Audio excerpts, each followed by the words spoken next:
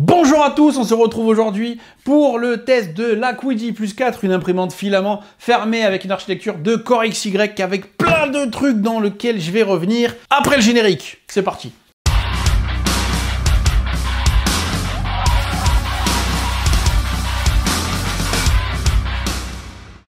Donc cette machine, comme je vous l'ai dit, filament fermé avec un volume d'impression supérieur à 30 par 30 au niveau du plateau, capable de monter jusqu'à 28 cm de haut, avec une buse qui peut monter jusqu'à 370 degrés, avec un plateau qui peut chauffer jusqu'à 120 degrés, et avec la capacité de chauffer l'enceinte de la machine et de réguler à peu près la température, ce qui fait quand même une utilisation de niche.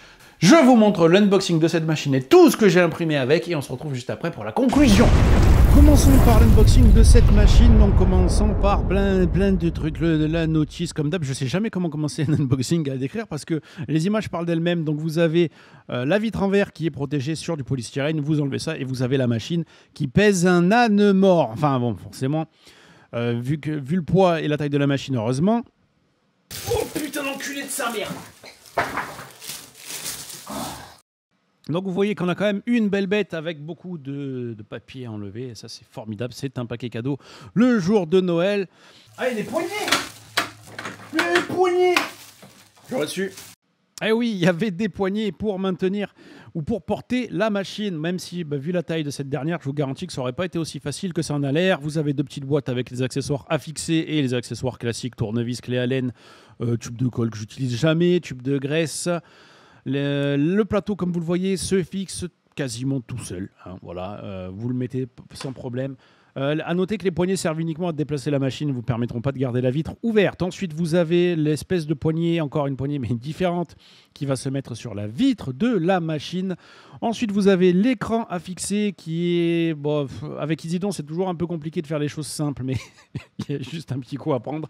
Vous voyez, c'est fait. Vous avez ensuite les protections à enlever autour de la tête, tout ce qui a permis à la machine de ne pas bouger pendant le transport. Vous avez 4 vis à enlever autour du plateau pour déverrouiller l'axe. Et là, vous voyez, c'est enzyme qui s'y colle. Et comme quoi, en même temps, on parle de desserrer des vis. Vous avez le support de bobine de filament sur l'arrière, mais... parce qu'il est sur l'arrière, la bobine, elle, sera surélevée au-dessus de la machine. Une excellente idée, mais j'y reviendrai un peu en conclusion. Vous voyez que le filament s'insère de cette façon. Comme dit, c'est pas dans le cul, c'est sur le côté. La vitre au-dessus qui reste quand même assez jolie. Ça donne un effet vraiment très quasi luxueux à la machine. Là, vous voyez, avec le bordel autour qui sont tous les accessoires fournis. La machine en elle-même et enzyme qui fait mumuse devant l'écran. D'ailleurs, je vous laisse avec elle. T'imagines si j'ai monté l'écran à l'envers? C'est possible? J'en sais rien, non, je pense pas. Non, il n'y avait qu'un seul sens. Ils nous ont filé un câble Ethernet aussi, c'est gentil. Je regrette de ne pas en avoir fait passer ici, les câbles Ethernet. Oui, d'ailleurs, nous avons un port RJ45 à l'arrière de la machine. De toute façon, une fois qu'il y a le câble, vous n'êtes pas censé le manipuler souvent. À l'image de la machine, vous avez donc le logo Quiditech. À l'allumage de cette dernière, vous avez la LED qui éclaire plutôt bien la machine. C'est assez lumineux. C'est sans doute plus lumineux, je vous le dis, que ce que j'ai chez Bamboo et chez Creality, du moins pour la K1 Max et pour la X1C sans personnalisation supplémentaire. L'écran central, c'est aussi un truc qui donne un effet plus luxueux, du moins c'est mon point de vue. Vous avez ensuite le premier lancement de la machine, je vous fais en accéléré, c'est plutôt sympa. Vous voyez l'interface de la machine en français avec toutes les étapes expliquées pour charger le filament, calibrer la machine, etc. Vous avez ensuite un écran. C'est pas l'écran le plus réactif, mais on va dire pour ce qu'on doit en faire, ça suffira largement. Vous avez une calibration manuelle si nécessaire, parce que j'ai lu après sur la notice qu'il faut pas faire cette étape, parce que c'est normalement pré-réglé d'usine. Donc moi, la première chose que j'ai fait, c'est que j'ai tout déréglé du grand Isidon, comme on dit. Ensuite, lancement du nivellement automatique. Donc la machine va faire son boulot. Hein. Je ne vais pas vous montrer le leveling pendant 15 ans. La bobine visible sur le dessus pendant le chargement du filament et pendant l'impression, c'est plutôt rassurant. Maintenant, écoutons un peu le volume sonore de la machine.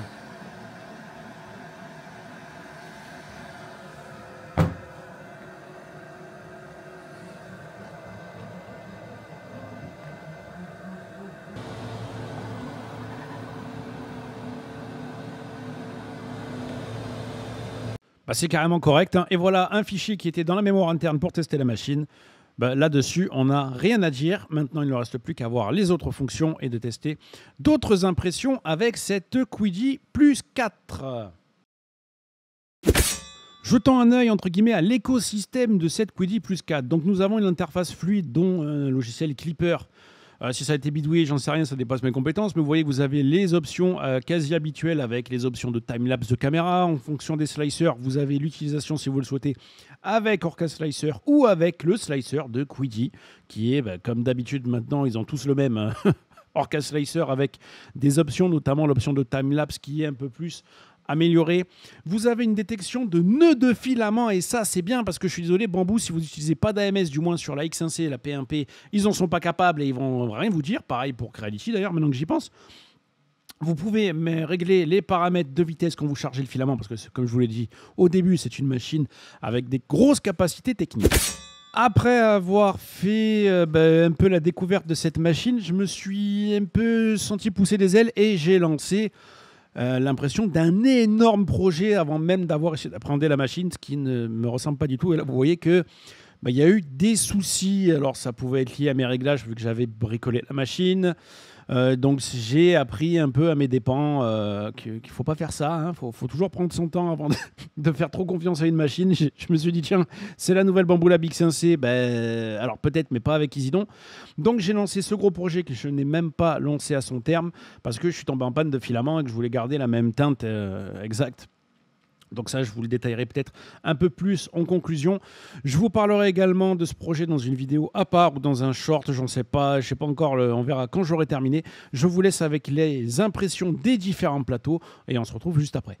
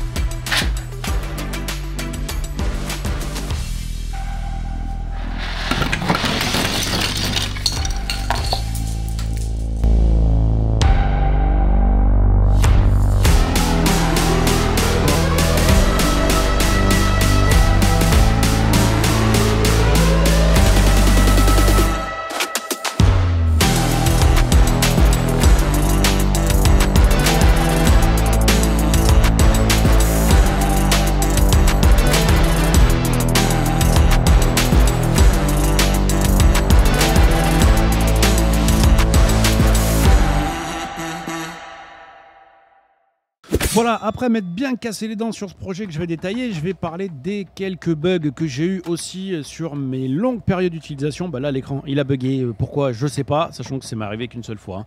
J'ai pas les heures d'utilisation sur cette Quiddie, mais j'ai dû bouffer plus de 10 à 20 kilos de bobine dessus.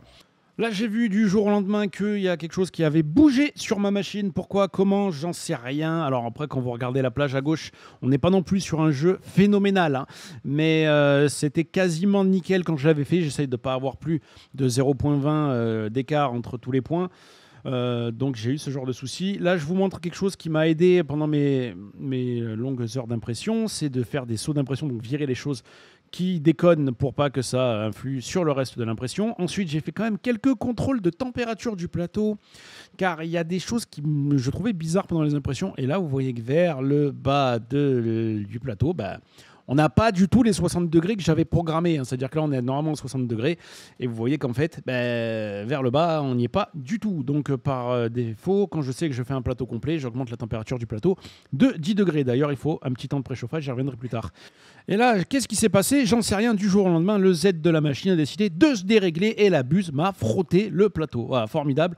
Je refais un contrôle à ce niveau-là. Alors, encore une fois, là, vous voyez que c'est pas plat, mais quand vous voyez la plage à gauche, c'est pas non plus déconnant.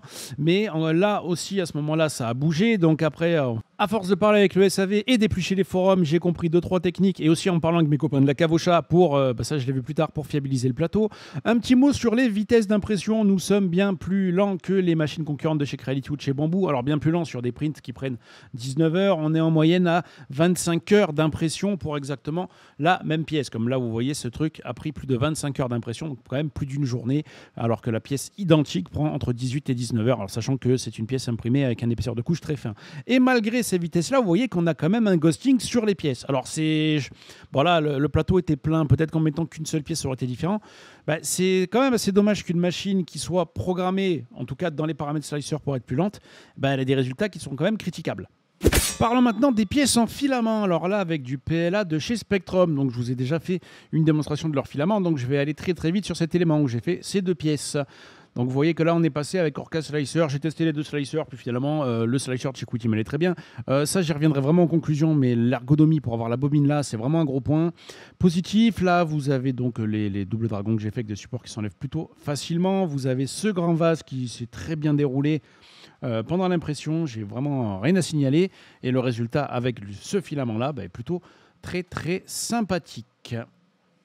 Par la suite, j'ai imprimé un plateau entier de porte-clés de chez Zoo 3D. Pourquoi ? Parce que vu que j'étais pas très rassuré déjà d'autres machines et aussi de là des soucis que j'ai eu pendant mes gros projets, j'ai voulu en avoir le cœur net en relançant un projet de figurines sur tout le plateau, sachant que je mets aucune bordure, comme vous le voyez. Globalement, ça s'est quand même assez bien passé. Le résultat est sympa. Alors, il m'a fallu quand même plus de 24 heures pour imprimer ce plateau. Alors, me connaissant, j'avais mis un épaisseur de couche de 0,12 ou de 0,16, ce qui pourrait expliquer parfois la vitesse. J'étais pas très serein et pourtant le résultat est pas mal, sachant que c'est un vieux filament. Le filament, ça doit faire 2 ans que je l'ai celui-là, parce que j'étais tellement peur que ça foire que j'ai mis un vieux truc qui traînait dans un tiroir depuis sans doute ce qui était ma première imprimante filament, et le résultat il est là.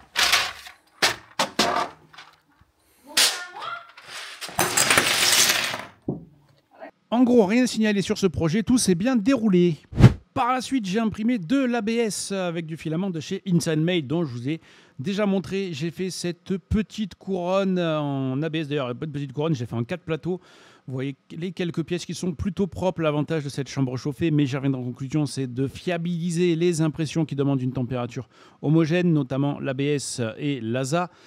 Donc vous voyez le résultat qui est plus que correct. Là-dessus, j'ai pas eu trop de mauvaises surprises, à part que quand c'est des petits éléments, assurez-vous que la température soit bonne. Attention, je vous rappelle que l'ABS reste toxique et que le système de filtration avec un très léger filtre à charbon n'est pas suffisant pour garantir un environnement sain, donc en AR. Vous voyez le résultat qui est plus que correct avec moi qui fais le pitre avec ma couronne. Mais là encore, je vous en ai déjà fait la démonstration dans une autre vidéo. Donc le mieux, c'est qu'on regarde plutôt Enzyme avec la couronne. Je trouve que ça lui va mieux qu'à moi. Ensuite, on a fait de l'ASA, toujours de chez Inside Mate. Là aussi, je vous en ai déjà fait la démonstration, donc on va aller vite. Le résultat, c'est très bien déroulé, pas de wrapping, rien, j'ai rien à signaler de mauvais. Vous voyez que le résultat est ici. Alors, si vous trouvez que c'est pas ouf, c'est juste que le fichier de base, il est pas très détaillé. En même temps, on parle d'une machine en filament avec un filament gradué, assez rare pour de l'ASA. On passe à la suite. Ensuite, j'ai utilisé du PC, un filament quand même assez difficile à utiliser, ne serait-ce que pour les températures nécessaires. Et je suis désolé, j'ai pas plus costaud que ça. Je sais que j'aurais voulu utiliser du PAHT, mais je l'ai pas reçu dans les temps. D'ailleurs, je l'ai toujours pas reçu. Donc j'ai testé en plus compliqué ce filament Spectrum qui s'est un peu décollé. Bon, une habitude chez Zidon, mais à part ça, la pièce était plutôt correcte. Par la suite, j'ai testé un peu le temps qu'il fallait à la machine pour chauffer, notamment son enceinte, pas particulièrement son plateau. D'ailleurs, je ne vais pas l'utiliser sur ce test, donc je vais mettre mon minuteur, demander une température d'enceinte à 60 degrés, sachant qu'en temps normal, vous savez qu'avec le plateau qui chauffe, on atteindra la vitesse un peu plus vite. Donc c'est parti, on va regarder ça ensemble. Donc apparaît environ 4 minutes 30, on est monté à plus de 30 degrés. On atteint 40 degrés. 41 degrés autour de 10 minutes, et là par contre ça devient méga lent, c'est-à-dire qu'on prend 1 degré par minute. D'ailleurs, en vérifiant un petit peu avec le capteur de température, on voit que la machine apparaît chaude à travers cet élément. Alors là, il y a marqué 25 degrés, mais nous sommes derrière la vitre. Donc on va regarder ça en ouvrant la machine. Si on ouvre un peu cette vitre qui semble quand même bien bloquer la température, on a une température alors collée au mur, attention, c'est pas la température ambiante, autour de 32 ou 31, 34 selon les endroits. Donc c'est quand même pas mal. Et on va essayer en mettant le smartphone directement dedans avec le capteur. Bon, bah, c'est plus la même du tout. Là, on est à 50 degrés. Là, il fait même un peu trop chaud. D'ailleurs, je peux vous garantir qu'en mettant la main dans l'enceinte chauffée, ça marchait bien. Vous l'avez vu, donc cette Quiji est une machine avec un potentiel de dingue. Et je vais revenir un peu plus en détail sur le rapport qualité-prix de cette machine, qui est pour moi son principal atout par rapport à la concurrence. Donc vous l'avez vu, moi j'ai eu quelques soucis avec la machine. Bah déjà parce que la première chose que j'ai fait c'est de la dérégler alors qu'il fallait pas. Donc est-ce que ça a joué? C'est pas impossible. J'ai échangé avec mes copains de la Cave au Chat qui ont eu également la machine. D'ailleurs n'hésitez pas à aller voir leurs vidéos et leur chaîne YouTube si vous voulez plus d'informations sur cette machine. En gros vous avez un contre-écrou sous toutes les roulettes que vous devez régler. Il est recommandé, pas par la marque, mais par les utilisateurs, quand vous faites le nivellement manuel avec la petite feuille, avec le petit post-it, de desserrer complètement le contre-écrou, de refaire votre nivellement et de bien serrer le contre-écrou en vous assurant que ça ne fasse pas tourner le gros écrou de réglage du plateau. Pour le reste, après, vous avez l'auto-leveling et le nivellement automatique. C'est juste ça qu'il faut normalement régler si vous êtes dans ce genre d'utilisation. Les autres problèmes qui sont un peu connus par la marque, c'est ce système de plateau chauffant qui étrangement est irrégulier sur le mien, et en fouillant un peu, ça semble être irrégulier chez la majorité des gens à qui j'ai demandé, un peu sur le dessous du plateau. Il y a une raison à ça, c'est qu'on a un énorme plateau en aluminium. D'ailleurs, je vous recommande, et c'est recommandé par Quiji, de faire préchauffer le plateau quelques minutes avant pour vous assurer que la température détectée par les capteurs soit réellement utilisée par le plateau. Apparemment, si vous passez par le slicer de chez Quiji, c'est dans le G-code d'origine, donc vous n'êtes pas obligé de vous soucier de ça, c'est censé être automatique. Je vous recommande quand même, comme vous l'avez vu, quand vous faites un plateau complet ou quand vous imprimez vers le bas du plateau, d'augmenter la température de 10 degrés. Ça va pas causer grand-chose sur du PLA ou sur la majorité des composants de chauffer un peu trop le plateau, la majorité du temps. C'est quand même dommage, ce petit souci. Au niveau de l'ergonomie, cette machine est, je vais pas dire qu'elle fait un sans faute, mais elle est supérieure à ce que proposent les Creality K1 Max ou les Bambu Lab X1C ou P1P, ne serait-ce que par la bobine qui est là-haut, qui fait qu'on n'a pas la bobine à l'arrière. Je suis désolé, mais tout ce système de bobine à l'arrière d'une machine, ça me gave. Alors quand la machine est vendue avec un AMS ou un truc similaire, à la rigueur, je peux l'accepter, mais ça me fait quand même chier utiliser un truc sur le dessus, parce que quand vous imprimez du PLA, c'est quand même mieux d'avoir un système ouvert au-dessus. Alors vous pourrez me dire, ouais, mais c'est mieux, si tu peux pas ouvrir le dessus, tu ouvres le devant. Ok, ça m'emmerde aussi, la porte elle vibre pendant l'impression. En plus, la chaleur, c'est bien connu qu'elle a tendance à monter. Pour mieux évacuer des chaleurs, pour éviter un colmatage de la buse lors de l'impression de PLA ou de PETG, c'est quand même mieux d'avoir une aération en haut. Quand vous avez un AMS, CFS ou tout ce que vous voulez au-dessus, le fait d'avoir un capot en haut, c'est chiant, vous pouvez pas l'ouvrir, vous ouvrez devant, vous perdez forcément en efficacité énergétique.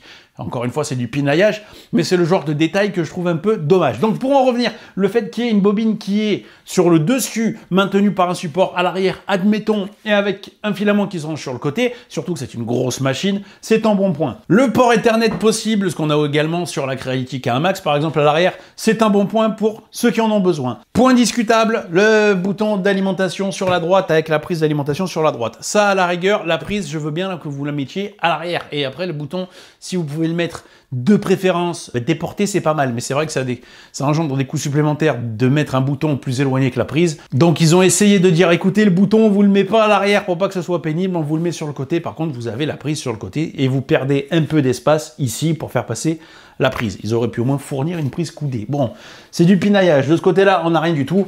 Et vous avez un port USB au fond de la machine, au fond, sur le dessus. Pourquoi je sais pas. Bon, après, aujourd'hui, avec le Wi-Fi, on est de moins en moins nombreux à utiliser des clés USB. Surtout que moi, ma machine, elle est quand même loin de ma box et ça passe quand même. Au niveau de l'utilisation de la machine et surtout de son concept, c'est une machine que je trouve formidablement belle. Elle est pour moi plus jolie d'origine que la Bambu Lab X1C et plus jolie que la Creality K1 Max. Pourquoi? L'écran central au-dessus, l'éclairage du plateau qui est également supérieur, la paroi qui est jolie. Alors ça m'a pas l'air d'être du métal, en tout cas c'est pas aimanté, hein. Il y a une finition dessus, mais ça fait assez joli. La porte est là et ce truc-là est quand même assez lourd, vous le sentez. Autre détail qui est, pourquoi pas, c'est ces poignées sur le dessus que je vous ai montré au début de la vidéo. que ça peut toujours vous aider pour déplacer un peu la machine, mais en vrai, si vous voulez vraiment déplacer la machine, vous portez ces trucs-là de 30 cm d'écart, ça vous, pour moi, ça fait plus forcer le dos que sur autre chose. Par contre, si vous la portez à deux, pourquoi pas. Vous voyez maintenant l'éclairage de la machine, franchement, c'est pas mal. L'écran est joli, la notice est en français, vous avez énormément d'instructions en français, donc là-dessus, c'est bien. Franchement, j'ai vraiment apprécié cette machine. C'est pas une machine que je recommande à un débutant qui ne veut pas se casser la tête. C'est-à-dire qu'aujourd'hui, encore aujourd'hui chez les makers, pour moi, j'estime qu'il y a deux catégories. Le bidouilleur qui aime ça, l'image du geek qui veut apprendre des choses, et l'autre qui veut avoir une machine, mettre ses pièces, imprimer. C'est deux philosophies un peu différentes qui peuvent se rejoindre sur beaucoup de machines. C'est pour ça qu'aujourd'hui, une marque comme Bambu Lab est très populaire. C'est souvent des machines qui demandent rarement moins que d'autres d'apprendre certains réglages. Ici, entre la fiabilité qui est sans doute un peu inférieure aux autres par rapport notamment au rapport qualité-prix, le fait qu'il peut être nécessaire d'ajuster avec un post-it qui en soi reste beaucoup plus abordable que ce qu'il y avait sur les machines filamantes il y a 2-3 ans. Vous avez quand même une notice en français, vous avez l'écran qui vous indique toutes les étapes, vous avez des étiquettes à tous les endroits pour vous dire attention à faire ça, attention à ci, fais gaffe à ça, fais gaffe à ça, fais gaffe à ça. Donc un débutant qui veut apprendre, il peut apprendre avec ça. Et moi j'ai beaucoup aimé cette machine parce que j'estime que je suis pas très bon en impression filament. Pourquoi? Parce que oui, je sais imprimer avec des machines automatiques, je sais imprimer avec des Bambu Lab, je sais faire des choses simples en PLA avec des machines des Core XY de chez Elegoo, des Neptune ou des Cobra 3, mais c'est vrai que ça fait quand même 2 ans où la majorité des machines qu'il y a sur le commerce, ou en tout cas qui sont mises en valeur, sont des machines presque plug and print ou qui s'en rapprochent le plus. Ça ne veut pas dire que c'est des machines fiables, mais elles sont presque plug and print. En tout cas, c'est le plus plug and print qu'on peut trouver. Cette Quidi Plus 4 essaye d'être plug and print. Alors, le fait que moi, je l'ai déréglé au début, ben, je suis...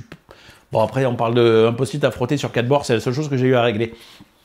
Les quelques petits soucis au niveau du plateau en aluminium qui demande un préchauffage, les irrégularités de température sur l'avant. Voilà, après c'est pareil, vous apprenez un nouveau slicer qui a quelques différences, vous apprenez une nouvelle machine. Moi j'ai commencé direct en me lançant dans un projet énorme que je me suis dit ça va bien se passer.